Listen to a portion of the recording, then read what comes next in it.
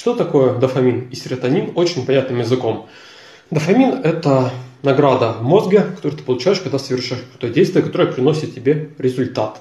А серотонин – это награда в мозге, когда ты уже сделал все, что нужно было. Допустим, представь, что ты заработал $1 000 000 и кайфуешь, лежишь. Это серотонин. А вот когда тебе дают $100 каждый час за твою работу, это дофамин. Ну, если ты при этом кайфуешь.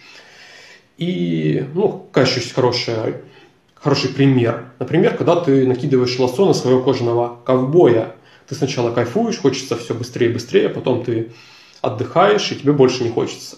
Именно так работают, например, антидепрессанты. Они повышают уровень серотонина в твоей голове, и у тебя ощущение, как будто ты уже наплодил кучу детей, как у Чингисхана, как будто бы ты всего добился, и ты ничего не хочешь. Но, к сожалению, так не работает. Чтобы получить настоящий серотонин, нужно что-то делать. А если ты ничего не делаешь и кайфуешь, это какой-то бред. Именно поэтому антидепрессанты, увы, не работают. И ты просто копишь и уходишь от реальности.